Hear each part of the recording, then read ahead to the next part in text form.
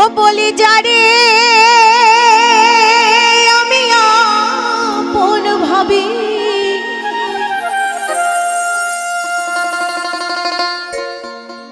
ও বলি যারে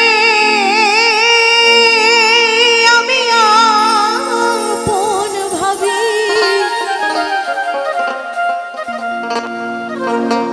ওরে সে আমারে পাথার ভাষাই গো।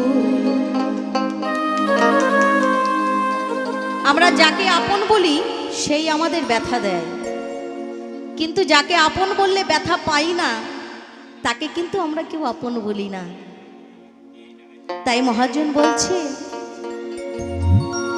জাতি ছাড়া যায় গো পীড়িতি ছাড়া যায়।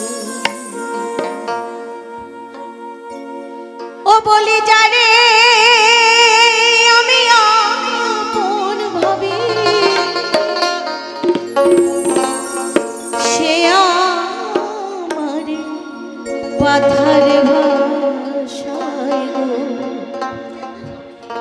জাতি ছাড়া যায় গো পীড়িতি ছাড়া দায়।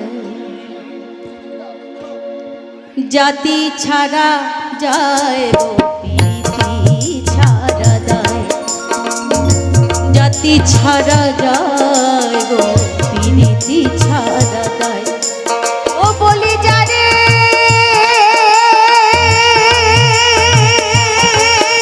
আমি আপন ভাবি, ও বলি যারে আমি আপন ভাবি, সে আমারে পাথার ভাষায় গো। জাতি ছাড়া যায় পীড়িতি ছাড়া যায়। জাতি ছাড়া যায় গো পীড়িতি ছাড়া যায়।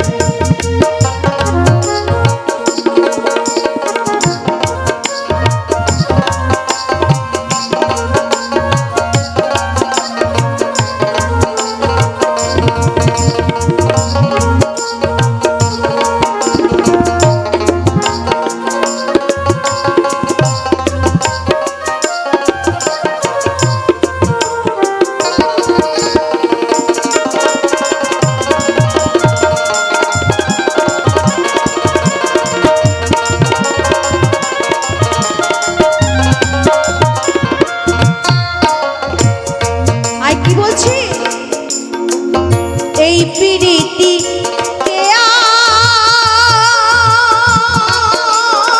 আনিল,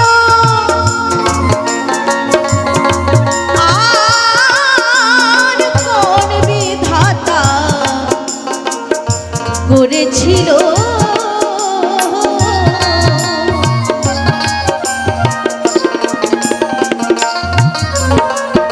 এই পীড়িতি, এই পীড়িতি, এই পীড়িতি কে আনিল, আর কোন বিধাতা করেছিল। ওই দেখো পীড়িত করে গেল, ওরে পীড়িত করে, পীড়িত করে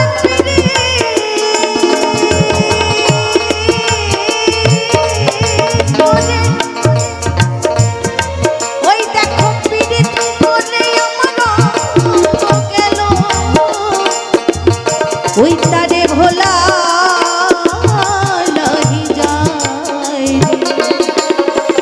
জাতি ছাড়া যায় গো পীড়িতি ছাড়া দায়। জাতি ছাড়া যায় গো পীড়িতি ছাড়া দায়।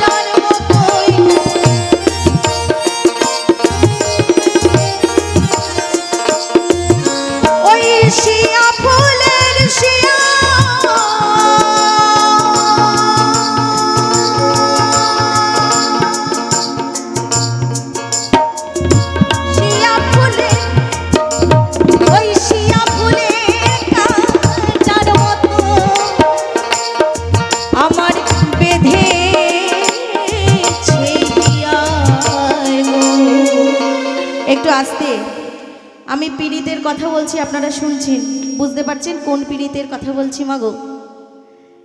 বলছি শিয়া ফুলের কাটার মতন বেঁধেছি হিয়ায়।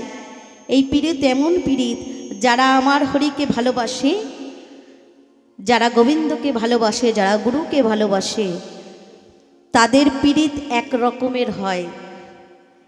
তাদের পীড়িতে কোনো স্বার্থ থাকে না, নিঃস্বার্থ প্রেম হয়, নিষ্কাম প্রেম হয়। সেই পীড়িতের কথা বলছে মহাজন। ওরে শিয়া ফুলের কাঁটার মতো, ওই শিয়া ফুলের কাঁটার মতো, ওই বেঁধেছে হিয়ায় গো, জাতি ছাড়া যায়, রীতি ছাড়া যায়, জাতি ছাড়া যায় গো, রীতি ছাড়া যায়। ও বলি যারে আমি ভালোবাসি, ওই যারে যারে যারে যারে যারে যারে যারে যারে যারে যারে যারে যারে যারে যারে যারে যারে যারে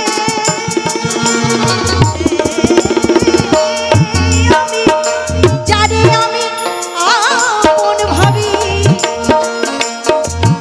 ওই যারে আমি আপন ভাবি, সে আমারে পাথারে ভাষায় গো, জাতি ছাড়া যায় গো, রীতি ছাড়া যায়, জাতি ছাড়া যায় গো, রীতি ছাড়া যায়, জাতি ছাড়া যায় গো, রীতি ছাড়া যায়, জাতি ছাড়া যায় গো।